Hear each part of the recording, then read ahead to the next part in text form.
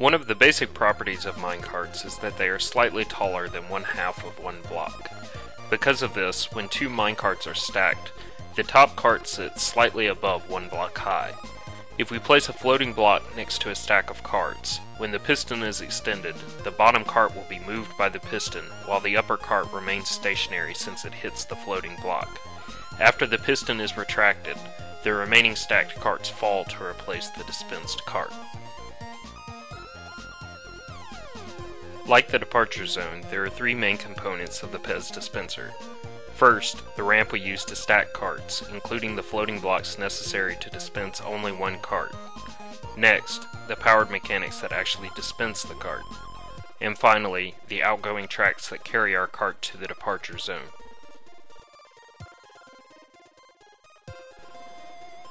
We first build a ramp at the location we'd like to place our PEZ dispenser. The ramp can be any height, but the taller the ramp is, the more carts it will be able to hold. After the ramp is built, we can run powered tracks down the back of the ramp to carry incoming carts to the top. We can then provide power to the tracks by digging out a block beneath the tracks and placing a redstone torch. Next, we place a floating block at the top of the ramp so our carts will fall directly down. We also place a second floating block at the bottom of the ramp, leaving one empty space above where our outgoing tracks will be placed.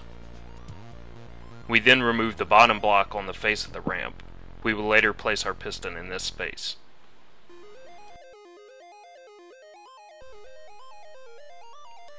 To build the powered mechanics, we first place a normal piston in the space at the bottom of the ramp. Next, we need to add a detector rail to the end of the outgoing powered tracks of the departure zone. We will connect the detector rail to the piston, thereby automatically refilling our departure zone whenever a player leaves the station. To completely hide the redstone wiring, we will need to dig a trench at least 2 blocks deep that runs from the detector rail to the piston. I have already done this to save time. In order to provide power to the piston while keeping the redstone completely underground, we place a redstone torch directly underneath the piston. Since the torch supplies an active current by default, we will need to invert the signal from our detector rail. This will turn off the torch and keep our piston retracted when the detector rail is not being pressed.